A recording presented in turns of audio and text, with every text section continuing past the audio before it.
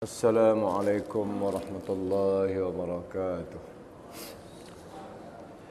Alhamdulillahi rabbil alamin. Wal 'aqibatu lil muttaqin. Wala 'udwan illa 'alal zalimin. Wassalatu wassalamu ala sayyidil mursalin wa ala alihi wa ashabihi at-tahirin ajma'in.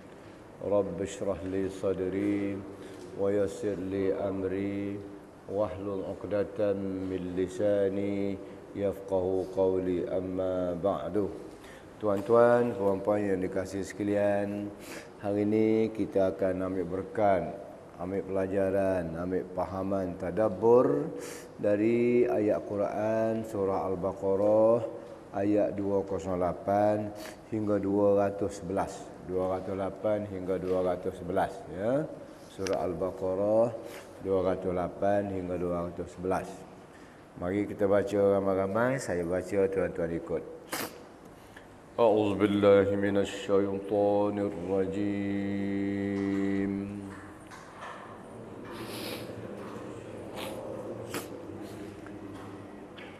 Bismillahirrahmanirrahim.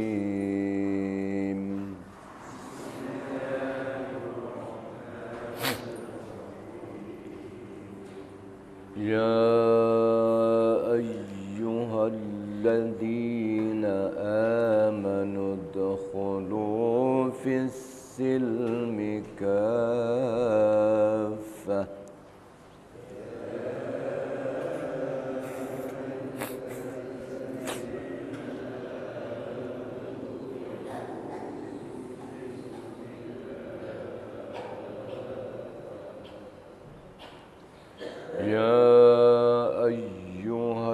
الذين آمنوا ادخلوا في السلم كافة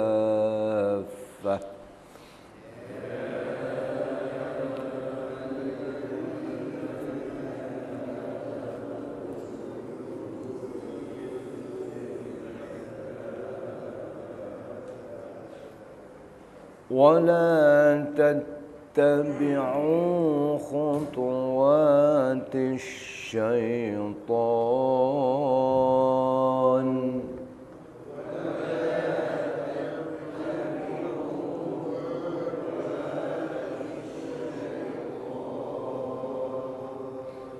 إنه لكم عدو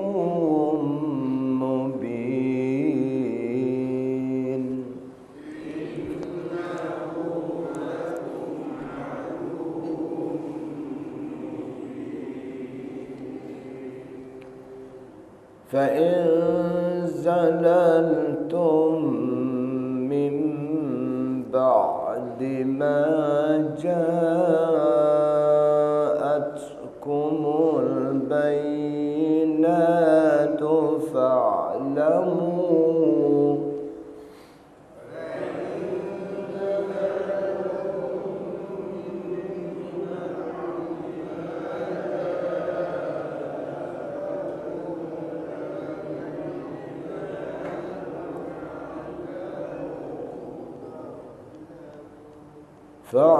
فاعلموا أن الله عزيز حكيم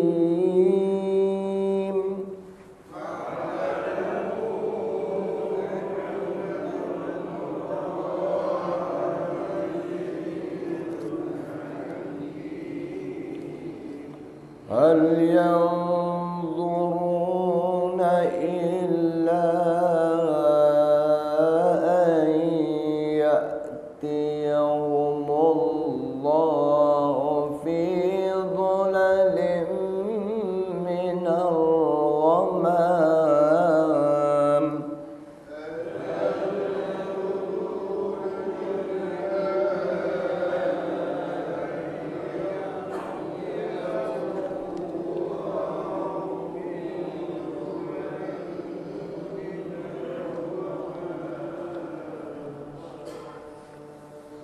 أن الله في ظلل من الغمام والملائكة وقضي الأمر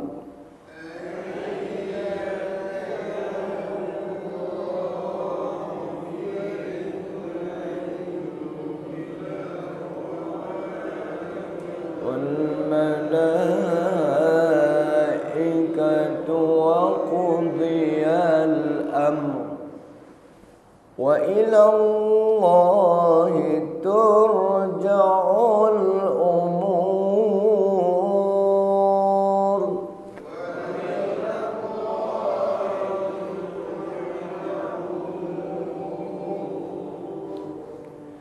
سل بني إسرائيل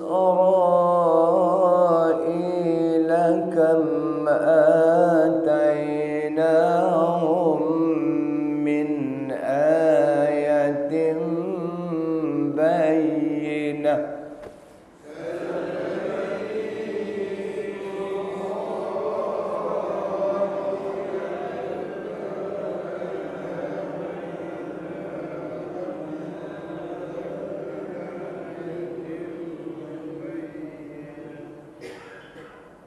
سل بني إسرائيل كم آتيناهم من آية بينة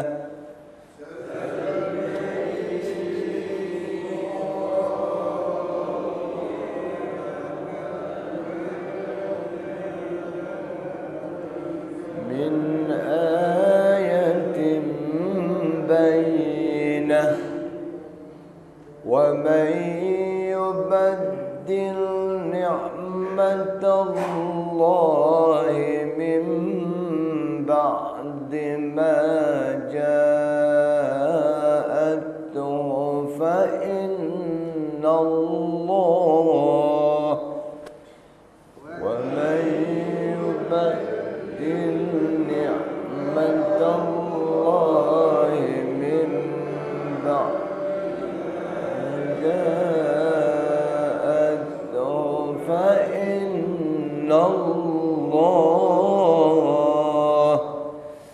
فإن الله شديد العقاب.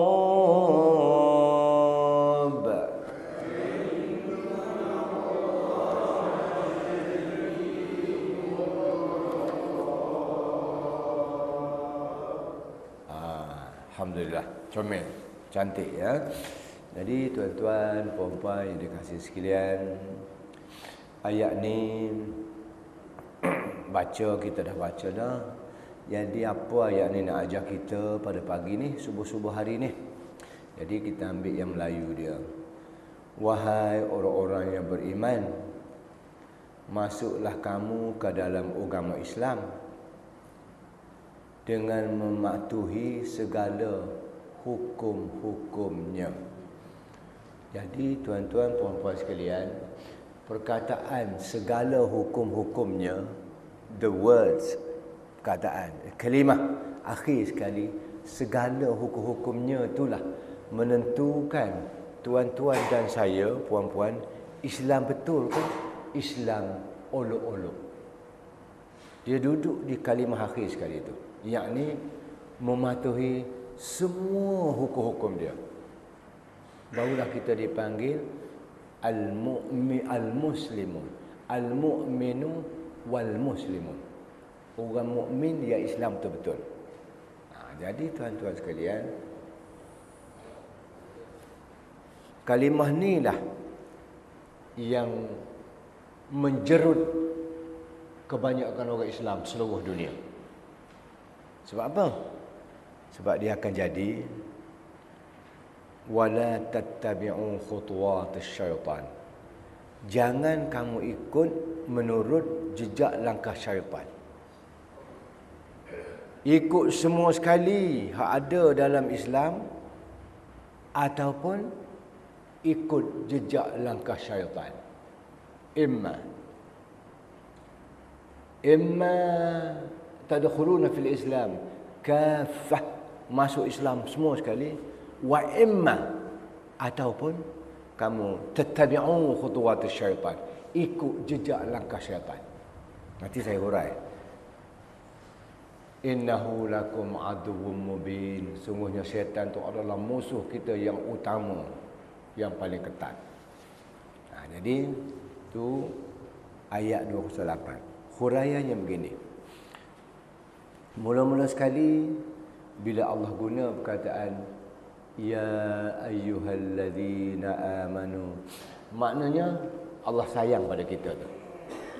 Wahai orang-orang yang beriman. Lembut panggilan Allah tu untuk kita. Sebab dia sayang benarlah pada orang beriman ni. Tapi seolah-olah Allah letak syarat di situ. Jadi orang beriman semua, masuklah kamu ke dalam agama Islam tu dengan mematuhi semua yang ada dalam hukum-hukum yang ada dalam agama Islam. Jadi hukum-hukum yang ada dalam agama Islam tu, tuan-tuan, dia duduk dalam 30 juzuk Al-Quran. 30 juzuk Quran tu, di situlah ada hukum-hukum tentang agama Islam. Dia duduk dalam semua sunnah Nabi. Itu adalah hukum-hukum agama Islam. Baik. Mematuhi semua hukum-hukum. Untuk pengetahuan tuan-tuan, perkataan dengan mematuhi hak dalam kurungan itu ditambah oleh Tok Guru kami, Tok Guru saya di JAKIM, Jabatan Kemajuan Islam Malaysia JAKIM tu, dia tambah. Asalnya tidak ada perkataan itu, tapi dia tambah supaya kita semua faham dengan mematuhi segala hukum-hukumnya. Bila sebut perkataan hukum-hukumnya dalam Quran tu, hukum-hukum dia, kalau kita nak sebut contoh, kenapa orang Melayu sembahyang 5 waktu? Kerana hukumnya wajib ada dalam Quran. Kenapa orang Melayu puasa bulan Ramadan? Kerana mematuhi hukum-hukum Islam ada dalam Quran, hukum wajib puasa. Kenapa orang Melayu pergi haji bila cukup syarat-syarat dia? Sebab hukum wajib haji itu hukumnya wajib, mesti buat. Baik. Tapi itu adalah hanya 1/10 daripada hukum yang ada dalam Quran. Dalam Quran ni banyak lagi. Kalau kita gulung, kalau kita mengaji bab Quran, hukum-hukum dalam Quran ni, ulama-ulama akan simpul dia dalam beberapa perkara.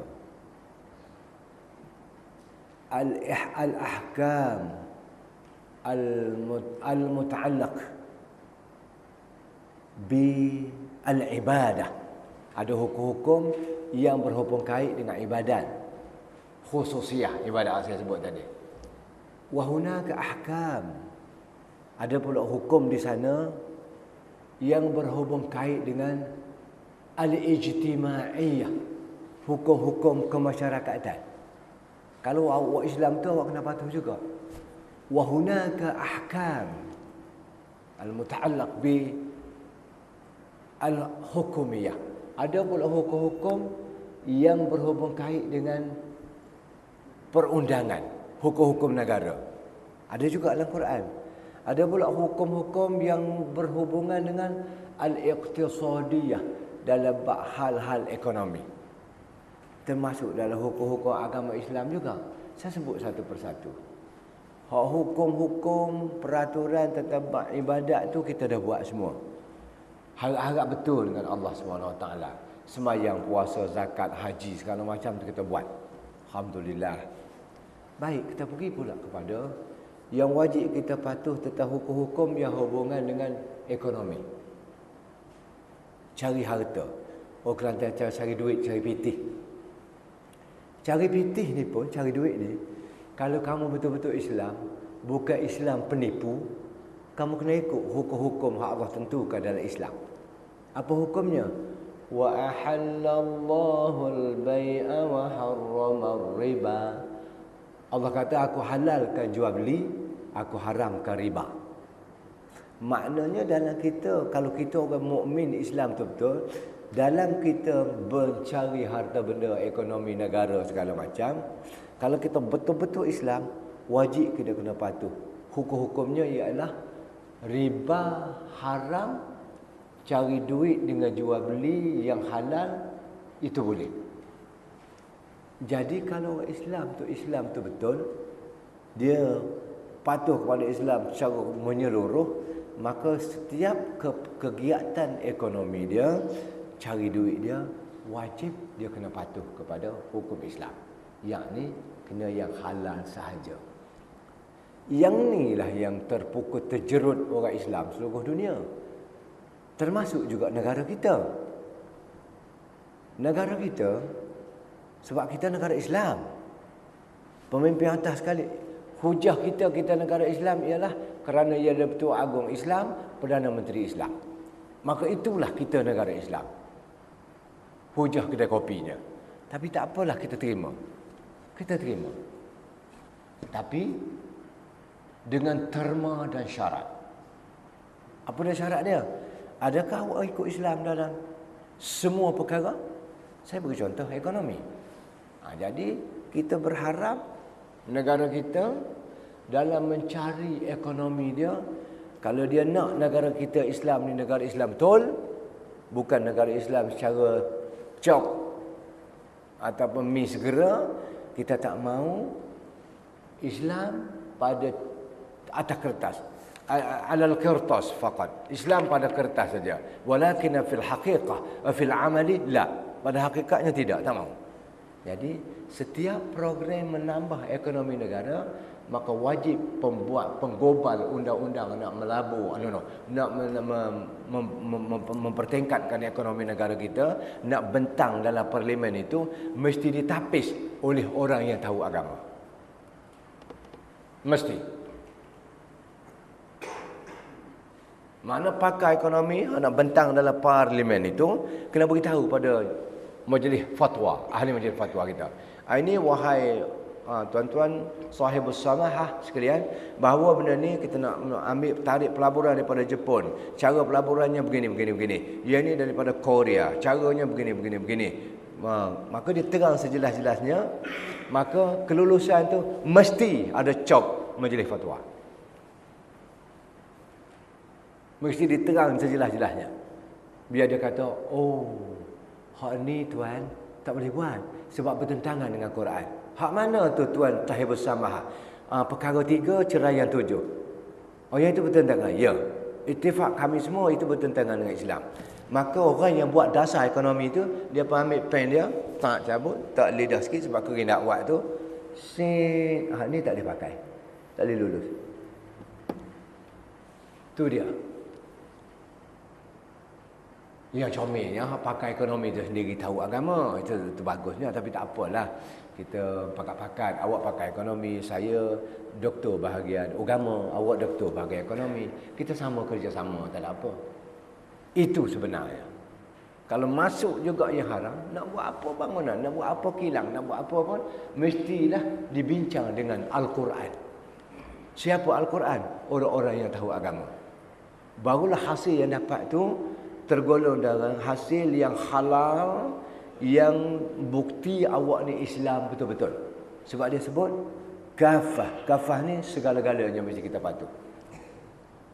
Itu dia tuan-tuan. Di situ mesti tersangkut Libya, tersangkut Jordan, terkantoi di situ. Sebab mereka ni asal dapat duit saja, halal haram kita belasah.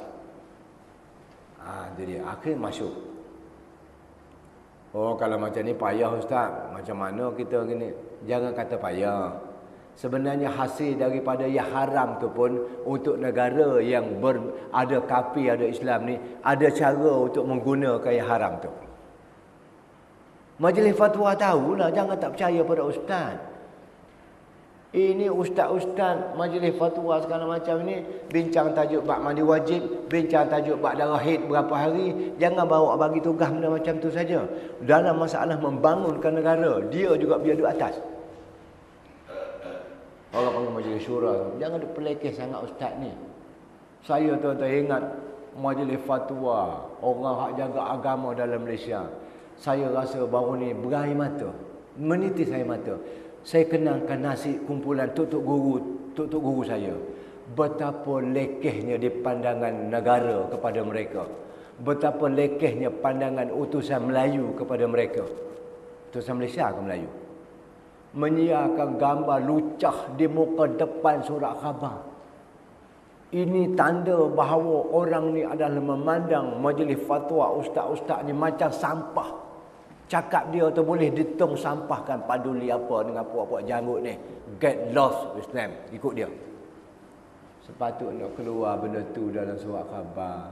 Malulah sikit pada negara Islam. Malulah sikit pada Yang Pertua Agong Islam. Malulah sikit kepada Perdana Menteri Islam. Malulah sikit kepada majlis fatwa ulama-ulama JAKIM tu Islam. Sepatut tak boleh keluar. Haram keluar benda tu. Patut digantung surat khabar ni 3 tahun berturut-turut kena gantung. Kecuali penerbit tu semua sekali pekerja utusan Malaysia tu, kita minta maaf dengan orang Islam seluruh Malaysia. Saya bertanggungjawab. Hak saya kata tu. Ini kalau kira adalah berita laknatullah nama dia. Tu hukum dia. Ustaz Fathul Bahri tu dia tak berani kata gitu. Tapi dia kata haram, tak boleh. Fathul Bahri kan, ustaz muda tu, dia pun memang muda. Memang budak ni alim. Fathul Bahri ni budak ni alim. Bersembuh ayat Quran dan pendek kata di mana-mana dia boleh ambil ayat Quran tu. Tapi berita tu adalah berita la'natullah. Dia kena taubat nasuha. Tuan-tuan dan puan sekalian, bukan marah ni, kita bincang. Gambar beruk pun kalau bersetubuh di situ kita siar muka depan tak boleh. Beruk dalam zoo tu. Monyet, unta, padang fasir, kuda kita letak muka depan. Itu pun tak boleh. Ini kan pula manusia. Macam mana anak-anak kita nak tengok surat khabar? Utusan ni dibelanggan wajib pada sekolah-sekolah menengah, kadang sekolah rendah. Tak laknat lagi kerja macam ni. Ini orang panggil kerja laknatullah. Tuan boleh buka surat khabar Yahudi. Kalau ada tuan-tuan ada tiup, ada bukan tiup basikal, tiup internet segala macam tu. Tuan layar pergi kepada akhbar-akhbar di Yahudi. Akhbar Yahudi yang kita duk lawan Yahudi, dia pun tak tergamak mengeluarkan benda macam tu. Maknanya orang ni tidak Islam secara menyeluruh. Siapa nak tanya? Boleh tanya. Kita bincang. Allahu Akbar. Sedihnya saya. Saya ni ngajak agama. Sekolah menengah saja berpuluh tahun. Maktab pula berpuluh tahun, berbelas tahun. Jadi bila saya baca tu saya renung. Saya sedih sebab apa? Betapa tak ada kesannya aku mengajar. Tak ada ke anak-anak murid aku yang berjaya duduk kat utusan ke mana tolong beritahu benda ni. Betapalah pengajaran aku tu begitu sekali. Tapi tak apalah, nak buat macam mana. Dugaan dan cobaan. Saya pergi ke mana ni? Dia buat macam tu, itu mencari keuntungan dari segi ekonomi. Mungkin dengan buat macam tu ada kumpulan-kumpulan tertentu beli surat khabar tu. Ataupun dia ada satu perancangan supaya orang-orang tertentu tu jatuh supaya dia naik. Bila dia naik maka akan dapat membentuk ni menguntungkan negara satu hari. Itu orang panggil dasar mencari keuntungan yang tidak Islamik. Ini tanda orang ni adalah orang yang tidak masuk Islam semua sekali. Dia hanya masuk sikit-sikit. Lepas tu kalau mati macam mana Ustaz? Fi khutuwatis syaitan. Dia duduk dalam lorong syaitan. Kalau dia tak taubat, dia akan bertembung dengan seluruh rakyat Malaysia depan Allah di padang mahsyar nanti. Kita akan tuntut dia di padang mahsyar. Kecuali dia kena taubat nasuha. Keluar kepada sahabat dia, kami amat sesal dan minta maaf di atas pengeluaran gambar lucah pada satu hari dulu. Dia kena minta maaf. Kalau tidak maaf, dia tanggung dosa. Siapa kata? Saya. Boleh percaya ke dia, Ustaz? Boleh. Apa tak boleh percaya lagi nya? Habis. Dalam bab ekonomi. Kalau kamu Islam betul-betul, udkhulu fis silmi kafah. Masuk Islam semua sekali dengan mematuhi segala hukum-hukumnya. Hukum hakam tentang bab sembahyang 5 waktu kita dah buat. Hukum hakam dari segi ekonomi banyak kita yang terbengkalai, yang terkantoi. Sekarang hukum hakam dari segi pemerintahan ada juga dalam agama Islam. Tuan-tuan, contoh kita ni Nabi Muhammad sallallahu alaihi wasallam. Sebab Nabi buat semua. Bab semayang, bab zakat, bab puasa, Nabi dah jalankan hukum-hukum pada rakyat jelata dia. Termasuk Nabi sendiri buat. Bab memajukan negara, Nabi ke perintah negara. Hak tu tak reti-reti. Nabi merintah negara, Nabi jadi ketua negara, Nabi memajukan negara. Dalam memajukan negara tu, Nabi patuh semua hak ada dalam Quran. Buat hubungan diplomatik perdagangan dengan negeri-negeri berdekatan. Ada urusan jual beli segala macam. Semuanya. Ada urusan persenjataan dalam mempertahankan negara. Semua Nabi buat belaka. Lepas tu apa masalah awak yang terkapai-kapai, susah nak cari. Macam mana mentadbir negara cara Islam. Maulud Nabi awak tahu. Tiap-tiap bulan buat maulud Nabi. Ni jenderam. Pondok jenderam tu. Boleh kata setiap masa maulud Nabi. Tak apa. Awak nak buat maulud lah. Tapi ni je. Faham ke tidak apa hak Nabi buat? Sebelum Nabi wafat, Nabi jalankan 100% hak ada dalam Quran. Dia bukan duk main maulud saja. Dulu kini dan selamanya maulud saja. Okey? Baik. Dalam bab, saya dah sebut pada kuliah subuh yang lepas. Bila negara Islam Nabi dah maju, bila dia pindah ke Madinah, negara sudah jadi world class punya pada masa itu. Allah suruh Nabi perintah. Allah perintah Nabi supaya menjalankan hukum undang-undang jenayah dijalankan. Macam mana? Dalam bab murtad. Saya dah sebut bulan lepas. Bila Nabi dapat memerintah banyak negara, Yaman berjatuh di bawah kekuasaan Islam. Yaman tu Syam. Syria tu di bawah kerajaan Nabi kita. Luas tu. Madinah, Mekah, Syria tu luas. Nabi hantar ketua menteri besar seorang merintah Syria, namanya Abu Musa al-Ash'ari. Kemudian Nabi hantar ketua hakim dia seorang, namanya Mu'az bin Jabal, hantar pergi. Saya nak cerita balik. Bila Musa al-Ash'ari, bila Mu'az bin Jabal pergi untuk menjalankan undang-undang ni lah, undang-undang hukum-hukum agama nak dijalankan 100% ni, dalam bab tu, maka Allah hantar, Nabi hantar Mu'az bin Jabal. Maka Mu'az Jabal pun pergilah jumpa dengan menteri besar dia, Abu Musa al-Ash'ari. Sebab dia ni pegawai untuk menjalankan hukum jenayah nanti. Bila sampai pergi tu, Abu Musa al-Ash'ari bentangkan satu hamparan yang istimewa sikit. Sebab pegawai pergi ni pegawai tinggi. Jusa C ke jusa A, jusa B tak tahulah. Tapi pegawai tinggi. Maka Mu'az bin Jabal, bila dia nak duduk saja, dia tengok ada seorang duduk berdiri di situ, tangan terikat. Saya nak beritahu tuan-tuan bahawa Nabi mengamalkan ayat ni 100%. Jadi saya nak tunjuk contoh lah ni. Untuk tunjuk contoh, sepatutnya saya pergi hurai ni dalam parlimen tau. Sepatutnya saya pergi hurai dalam parlimen. Perdana Menteri pun ada, yang Ketua Agong pun ada, semua ada. Tapi dah tak ada siapa jemput saya pergi, nak pergi macam mana? Ya halau dia orang, tak boleh. Sepatutnya saya kena cakap di sana. Tapi apa boleh buat? Tak ada daya upaya, tak boleh pergilah. Maka Mu'az Jabal tanya, "Mali hadzal rajul?" Apa hal pula laki-laki ni tercogak di situ, tertongok di situ, apa hal? Katanya menteri besar kata, "Kana Yahudiyan." Dia ni Yahudi. Fa aslama, masuk Islam. Thumma tahawwada, lepas tu masuk Yahudi balik. Islam murtad. Dia asalnya kafir, masuk Islam. Lepas tu murtad. Kata Abu Musa, aku ingat dia ni lama dah. Dia cakap Arab atau terjemah ke Kelantan. Aku ingat dia ni berpuluh hari dah. Aku nasihat Allah. Lemek tekak-tekak nasihat suruh masuk Islam balik. Degi tak nak. Tu dia tercongok situ tu. Tu dia panggil mung mari tu.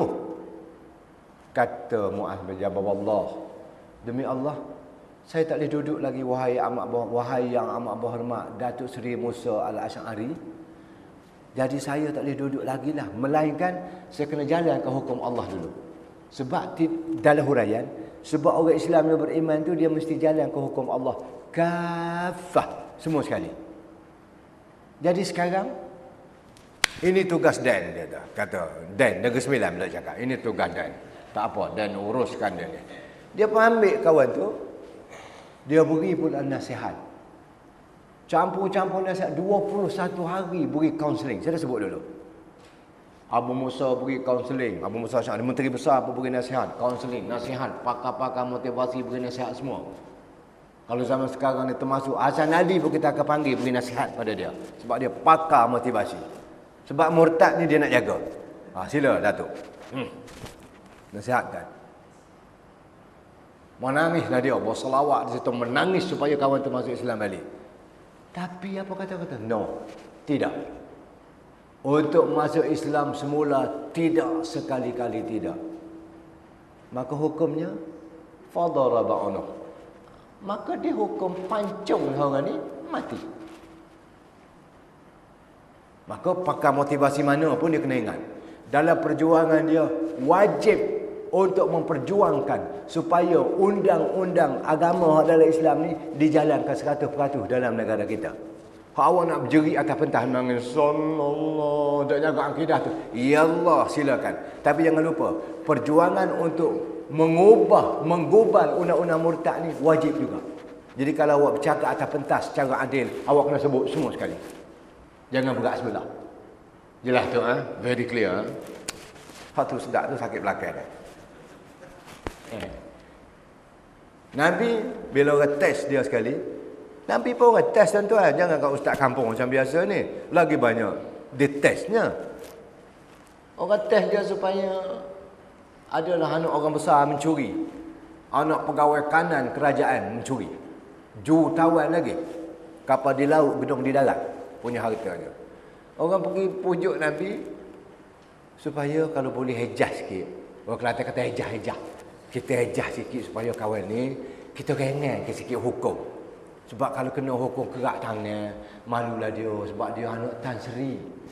Lepas tu jutawan. Segala-galanya wan belakalah. Malulah dia. Merah muka Nabi. Nabi kata, wallah, demi Allah, lau kana Fatimah binti Muhammad saraqat laqata'tu yadaha. Dalam bahasa huraian, kamu yang main huraian. Sebab saya pun tak ada dalam majlis hak Nabi marah macam mana, saya pun tak tahu. Cuma dalam uslub hadis tu, bolehlah huraian begitu. Kamu yang main, aku, kalau anak aku, Mek Siti Temoh aku tu curi, aku kerak tangan dia. Wah Kelantan kalau anak perempuan seorang pula kat Mek lawi, Mek Siti Temoh, Mek Siti Fatimah. Tu dia. Kalau hak lelaki pula awal, ayah saya tu Awang Suh. Sebab anak lelaki seorang je sayang mak ayah awal. Oh awal, bangunlah sembahyang subuh. Awal, oh awal. Tu hak dia kibarat tu. Awal bangunlah sembahyang subuh. Awal sayang ya. Wallahi law kanat Fatimah sarqat laqata'tu yadaha. Demi Allah kalau Fatimah tu mencuri, aku wajib kerak tangan dia. Sebab apa? Saya nak relevankan dengan ayat ayat ni. Sebab masuk Islam tu kena semua sekali. Kena menjalankan segala hukum-hukumnya. Jadi untuk negara kita, tak apalah. Saya syok sendiri, saya ni bercakap dalam parlimen sekarang. Tuan Ibu Tua, untuk negara kita yang tercinta, cukup kalau tak mau laknat Allah, kena ada dalam cita-cita setiap orang yang ada dalam Dewan Yang Mulia ini untuk pasang niat supaya perjuangan kita menuju ke arah menyempurnakan hukum Islam semua sekali. Ada pasang niat dalam hati masing-masing, selesai kerja kita. Tapi kalau tak ada langsung niat tu, Tuan Yang Ketua, maka kita Islam tipu nama dia. Bagi situ sekali. Dia apa kata, keluar Ustaz. Tak apa. Janji saya puas hati. Saya boleh keluar, tak ada masalah. Kena kata macam tu. Datuk Harundin kata, saya yang gagah cakap ni. Sebab rujukannya, ulama-ulama 7 tala langit, 7 tala bumi. Datuk Harundin tu, dia ni mana-mana pun orang tahu dia bahawa dia ni ulama. Kecuali kumpulan tu. Kumpulan tu saya kira lah dia kumpulan lain. Harundin ni punya bisanya dia duduk tepi padang, pokok dia 3 orang. Helikopter tunggu dek. Mari nak tanya hukum saja. Tapi tunggu tepi padang, helikopter turun. Punya hebatnya dia.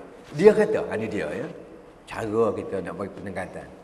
Siapa-siapa yang mati, tidak ada niat pun dalam hati dia nak setuju.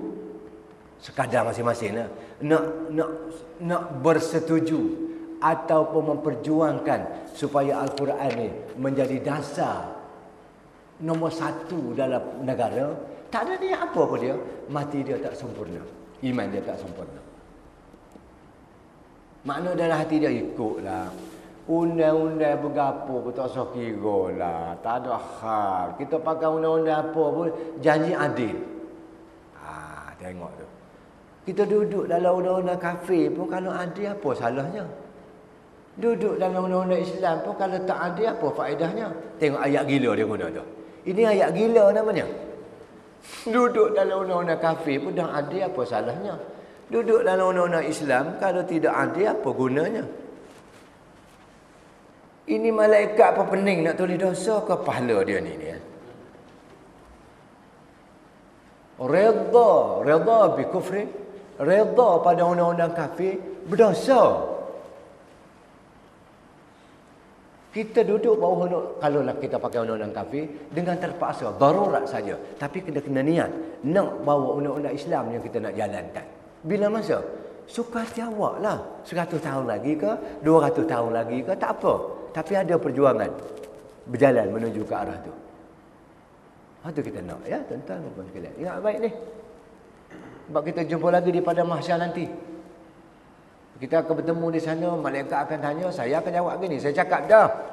Surah kata warisan Tuhan malaikat saya dah cakap dah. Dia ni aja degil, itu dia tanggung sendirilah. Mari kita akan cakap macam ni lagi. Kalau saya cakap salah, tuan-tuan, ustaz ni lah yang ajar, karut dulu. Kami sesat kerana ustaz ni lah ajar. Tuan-tuan akan pukul saya daripada mahsyar nanti. Jangan ingat main-main.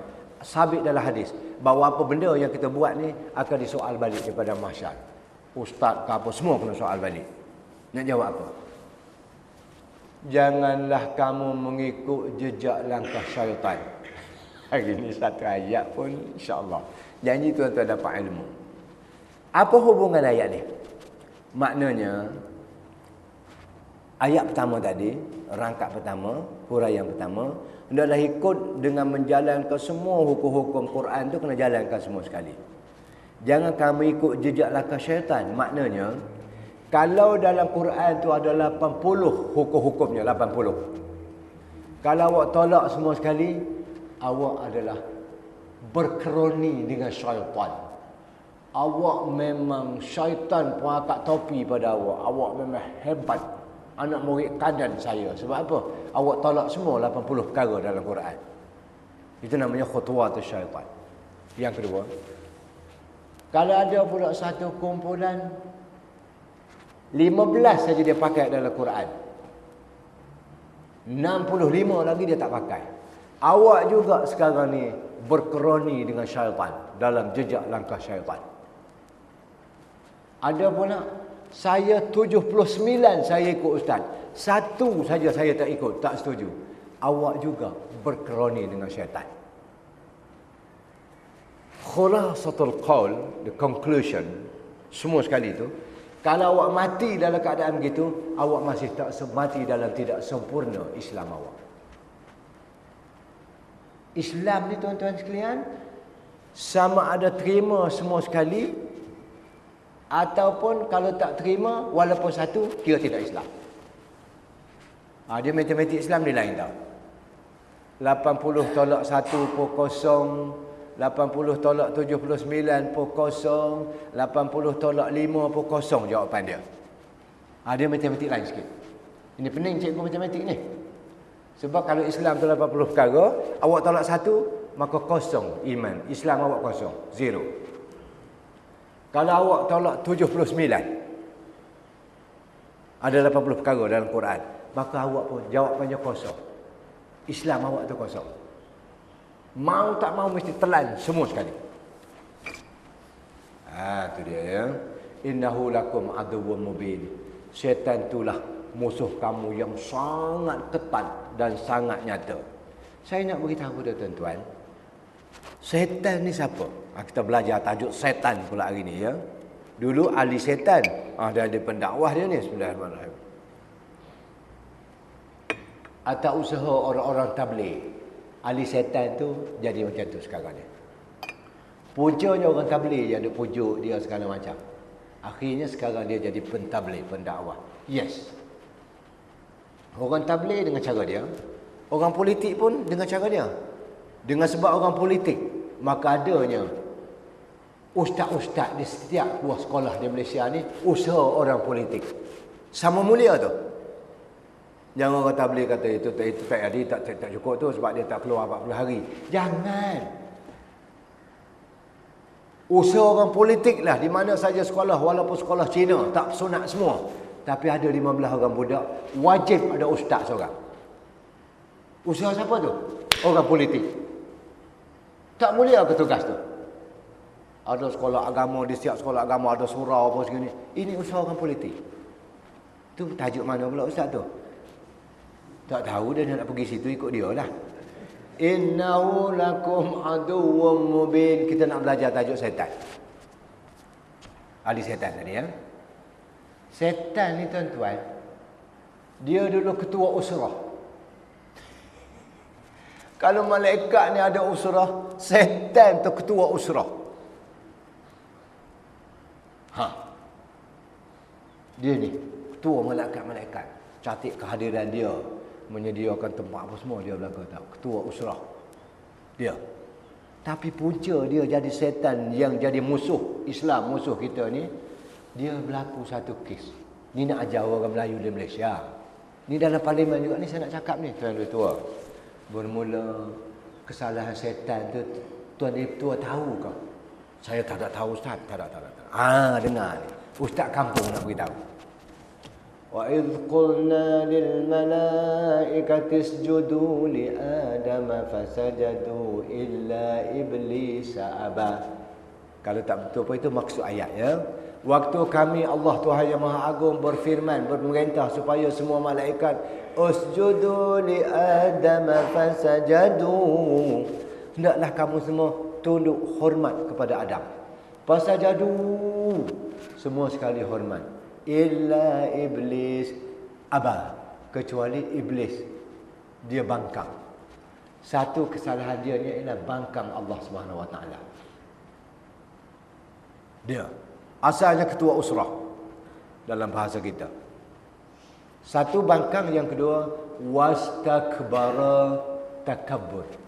Satu kesalahan dia tak patuh pada arahan Allah supaya hormat pada Adam. Yang kedua dia takabur, menyombong depan Allah Subhanahu Wa Taala. Dua kesalahan itulah maka dia dicop. Innahu lakum aduwwum mubin. Dia tu adalah musuh ketat kamu. Dua kesalahan. Saya dah sebut dalam kuliah saya, tiap masa saya akan sebut. Tapi yang paling besarnya takabur, dia disuburkan depan malaikat dalam majlis tu, dia suburkan betul-betul. Bila Tuhan kata kamu akan jadi musuh ni, kamu akan aku buh dalam neraka segala macam, punya takabur dia no problem, tak ada apa masalah. Wahai Allah, tak ada apa masalah kamu nak ubah aku dalam neraka segala macam, tak ada masalah. Cuma satu permintaan aku minta supaya dipanjangkan umurku hingga sampai hari kiamat. Sebab aku nak sesatkan anak cucu Adam ini supaya sama-sama sesat dengan aku. Dia minta dengan Allah supaya memanjangkan umur dia. Kita nampak macam biasa aja ayat tu.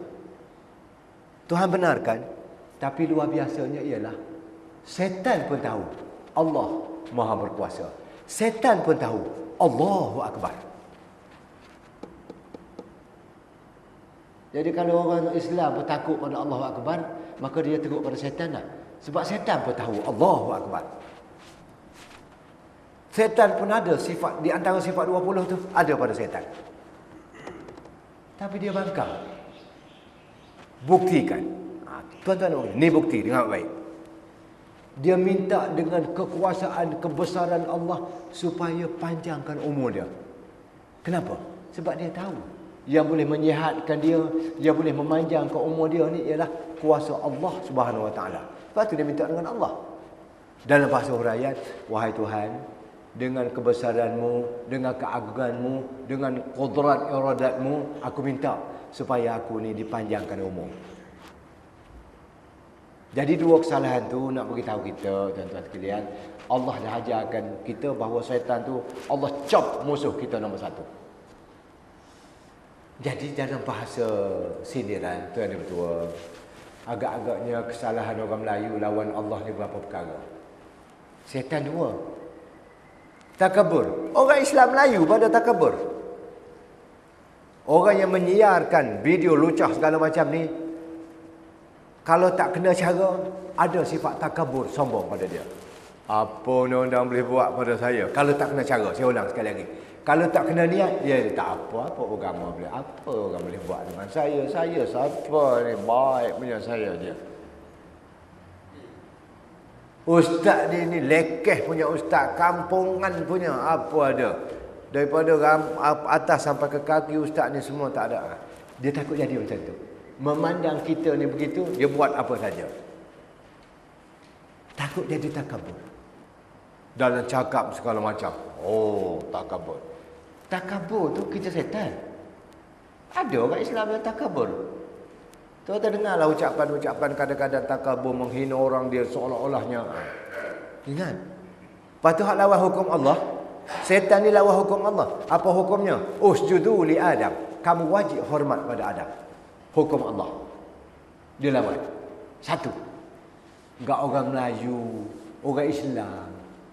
Kalau kita orang kata kerobek-kerobek cari, kita cari-cari. Banyak orang Melayu ni hak lawan hukum Allah. Lepas tu dia terasa dia hebat lah tu. Lawan hukum Allah ni tuan-tuan jangan ya. Jadi kita ingat baik. Kalau kita buat dosa, jangan sampai kita lawan hukum tu. Hukumnya riba ni haram. Kita kata, haram zaman dulu. Sekarang ni tak apa dah sebab zaman globalisasi sekarang. Itu namanya lawan hukum Allah. Kalau awak nak makan riba sampai pecah perut, tahu awak punya pasal. Tapi jangan lawan hukum Allah. Kalau lawan, awak akan jadi setan. Takabur lawan hukum Allah. Habis tuan-tuan sekalian.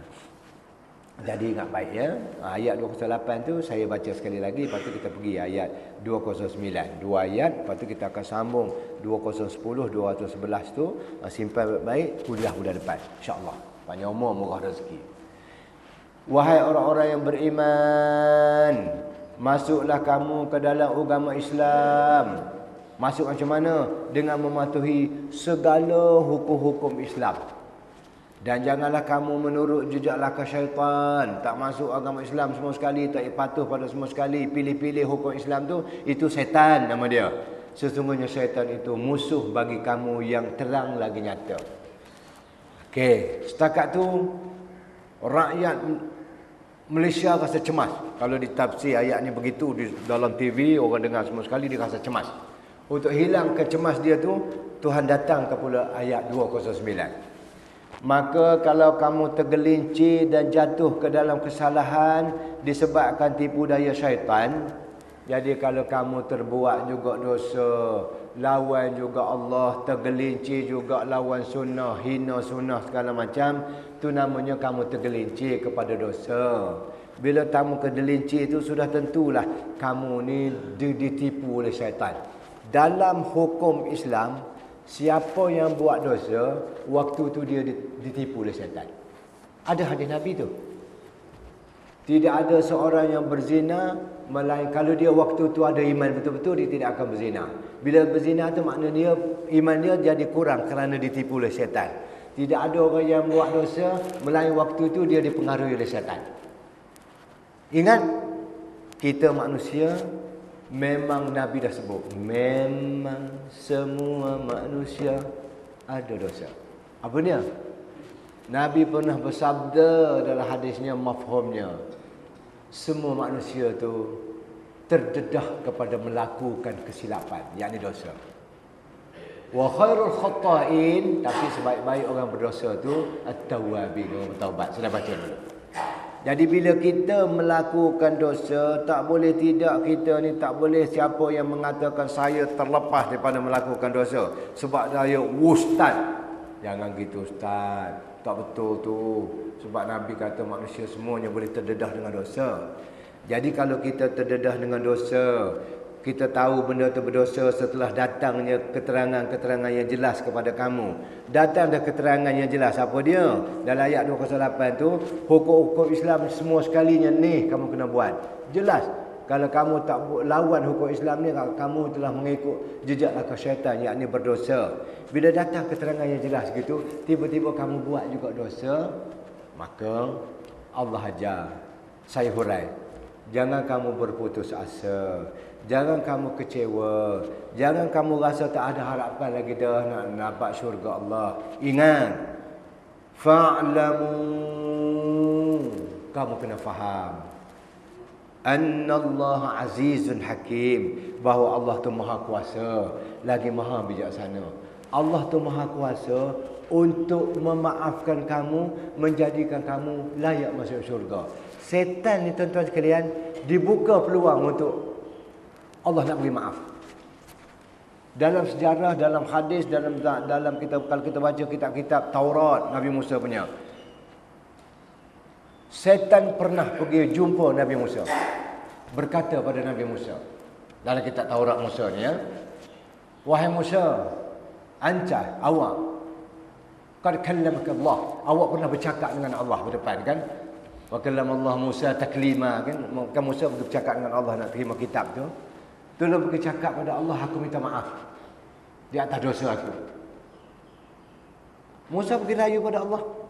Bukan rayu, Musa sebut, ya Allah, syaitan ni minta dia, kalau boleh dia dimaafkan. Allah kata apa? Boleh. Dengan syarat dia pergi cari kubur Nabi Adam, dia kena hormat pada kubur Adam. Musa pergi beritahu lah, wahai syaitan, okay, clear, no problem. That means awak punya dosa boleh dimaafkan. Bisyartin ala an yakuna anta tasjud fi qabri Adam. Dengan syarat awak pergi ke kubur Adam, hormat dia di situ. Syaitan kata apa? Bab ni aku tak boleh terima. Untuk sujud hormat kepada Adam dulu, waktu dia hidup dulu aku tak hormat pada dia. Kini kau pula kubur dia. Sorry, goodbye, minta maaf, dia berjalan. Apa maknanya tu? Dalam kitab tu, Allah bagi peluang untuk bertaubat kepada sesiapa sahaja. Sebab apa? Sebab Allah tu maha kuasa. Untuk kita, saya dah sebut dulu, jangan ada orang Melayu yang mengatakan tak apalah, ala-ala menyelut Pakasam biar sampai ke pangkal lengan. Kalau di Kelantan saya kena kata, ala-ala menyelut tempayang budu biar sampai ke bahu. Dia budu tu dia tempayang besar. Jadi budu ni busuk, makan sedap. Supalah cencaluk pun busuk juga. Jangan nak kutuk budu. Jadi ala-ala menyeluk Pakasam biar sampai ke pangkal lengan. Biar kotor begitulah sampai ke mati. No. Ala-ala berdakwah biar hitam. Ala-ala berdosa biar sampai ke mati. Tidak. Allah maha kuasa, maha baik, maha bijaksana. Dia buka peluang untuk kita. Dosa apa pun yang kita buat, pintu taubat Allah buka. Pada setan pun Allah buka. Kalau ikut kitab tadi. Jadi okeylah. Sekarang pintu yang menyelamatkan kita dalam segala dosa atas tadi, Pakai 18 aja hukum Allah, berpuluh-puluh kali kita tolak, pintu taubat masih terbuka. Terbuka macam mana? Begini. Ini taubat tu sekurang-kurangnya ada 3 jenis, 3 cara. Pertama, taubat dengan astaghfirullahalazim. Menyesal, astaghfirullah banyak-banyak, beres. Contohnya dosa kita dengan Tuhan. Dosa-dosa dengan Tuhan, contohnya tak semayang lah. Dosa tak semayang ni wajib taubat. Cara taubatnya ialah menyesal dan ganti semayang tu sekadar yang mampu. Kalau kita tak semayang 15,000 rakaat, 15,000 waktu, Zuhur, Asar, segala macam ni campur-campur jumlah, tekan dengan kalkulator tu 15,000 waktu yang kita tak semayang. Maka kita kena menyesal, taubat dengan Allah. Kemudian mengikut Imam Syafi'i, wajib ganti sekadar yang kita mampu. Umur 70 nak ganti 15,000 ni, tanggal kepala lutut tak tercover lagi, tidak akan, tak boleh top up lagi nak ganti tu. Sekadar yang mampu. Sehari 2 rakaat Zuhur dan Asar kita qada, esok kita qada subuh pula. Begitulah sampai kita mati. Maka bersih. Saya ulang sekali lagi. Bersih. Kena sebut juga bersih ya. Dengan izin Tuan Yang Bertuah. Sila-silakan YB di atas. Sebab saya ni bukan bersih 3, Tuan Yang Bertuah. Dia bersih taubat. Tuan-tuan tahu ke ayat taubat? Saya tak ada ingat. Tak apa, saya tolong baca. Tubu ilallahi taubatan nasuha. Bertaubatlah kamu kepada Allah dengan taubat yang betul-betul. Okey, selesai. Dengan Allah selesai. Bahkan hadis Nabi kata, menyesal pun dah taubat dah. Allah, menyesalnya aku tak semayang pada muda-muda dulu. Dah taubat dah. Tapi yang detailnya Imam Syafi'i sebut, hendaklah menyesal dengan Allah, kemudian azam dalam hati tak akan tinggal lagi semayang sampai ke mati, kemudian qada sekadar boleh ganti. Selesai. Tu dosa kita macam tu. Yang kedua, taubat yang wajib pergi jumpa orang tertentu untuk nak minta maaf. Ni dosa kita di antara manusia dengan manusia. Menyesal dengan Allah, Allah menyesalnya, Allah aku buat gini, tipu kawan tu. Tak cukup. Tak selesai, wajib pergi jumpa kawan tu. Assalamualaikum tuan, saya minta maaf sebab tu tadi saya tipu. Tipu apa? Tipu senarai pengundi misalnya. Contoh saya betul. Silakan YB. Saya tipu senarai pengundi. Orang mati dah, duduklah kubur belakang dah. Tapi saya masuk juga, lepas tu saya ambil orang lain pergi tolong mengundi. Bukan di Malaysia ni, di Mesir. Ya? Jadi buat begitu. Jadi saya kena minta maaf. Nak minta maaf dengan siapa tu tuan? Kena minta maaf dengan wakil yang kalah. Kena minta maaf dengan penyokong hak kalah. Kena minta maaf dengan Malaysia. Buka TV secara langsung, saya Datuk Seri Abdul Rahman Awangso minta maaf pada seluruh rakyat Malaysia, 7 petala langit, 7 petala bumi. Sebab sewaktu saya bertugas tu, saya menipu sekian. Maafkan saya, maafkan kami, maafkan daku. Sekian. Itu dia, wajib. Kalau tak buat begitu, tak selesai dosa dia. Sampai dalam kubur dia kena belasah sana. Sampai depan Allah dia kena tunggu orang yang dia tipu tu untuk bicara depan Allah. Semua orang kena tipu tu, semua sekali ada depan Allah. Waktu ni Allah minta sekali lagi, kamu nak maaf ke tidak? Kalau kamu maaf, maka besar pahala yang kamu akan dapat. Tapi kalau kau orang tu tak maaf, berpeluh dengan peluh api neraka lah kawan ni. 2 cara ya. Minta maaf itu taubat. Cara yang ketiga taubat. Cara yang ketiga, no. Ulama saya dah terang dulu, saya ulang sekali lagi. Ulama seluruh dunia mengatakan bahawasanya taubat yang jenis ni lah yang paling payah sekali dalam hukum agama. Taubat dosa yang melibatkan kita dengan manusia. Taubat dosa dengan Allah, astaghfirullahalazim, selesai. Tapi taubat dosa kita sesama manusia ni adalah terlalu payah. Seluruh ulama, Imam Syafi'i, Imam Hanafi, Imam Maliki, Imam Hanbali, semua mengatakan ittifaq bainal ulama ala anna hadha, dosa ini adalah as'abu, yang paling susah untuk bertaubat. Ingat tuan-tuan perempuan, jangan nak suka mengumpat orang, mengata orang apa sekali, jangan. Sebab ni dosa, kena minta maaf dengan dia. Itu dia ya. Yang ketiga taubat, kena la ilaha illallah Muhammadur Rasulullah. menyesal dengan Allah dan wajib mengucap kalimah syahadat. Ini dosa apa Ustaz? Dosa dengan Allah yang menyebabkan terbatal akidah. Nih, tak masuk Islam semua sekali, bangkang pula. Hukum Islam tu ada 50 perkara, dia bangkang 3 perkara. Ini dosa kafir. Maka cara taubatnya ialah asyhadu an la ilaha illallah wa asyhadu anna Muhammadar Rasulullah. Masuk semula Islam, kemudian summa mustaqim. Istiqamah dengan Islam. Ini taubat yang ketiga. Jadi tuan-tuan, puan-puan sekalian, oleh kerana Allah tu Maha Kuasa, itu dengan kuasa Allah, dia benarkan kita untuk bertaubat balik. Lagi Allah tu lagi Maha Bijaksana. Jadi tuan-tuan yang dikasihi sekalian, dalam melayari hidup di dunia ini, orang Islam yang betul-betul Islam wajib kena ambil Quran tu 30 juzuk tu wajib diamalkan semua sekali atas kadar mana yang terdaya dibuat. Kalau kalau nama Nabi sallallahu alaihi wasallam 23 tahun saja dia memerintah, dia menyebar agama, dia memerintah menyebarkan agama, dia boleh jalankan semua sekali. Mungkin zaman Nabi itu kita katakan tak apalah Ustaz, mungkin Nabi ada mukjizat segala macam. Okey. Zaman kita mungkin makan masa 93 tahun. Tak apa. Dengan syarat sama-sama kita berusaha, sama-sama kita berdoa, sama-sama kita menyokong. Mana kita tu Ustaz?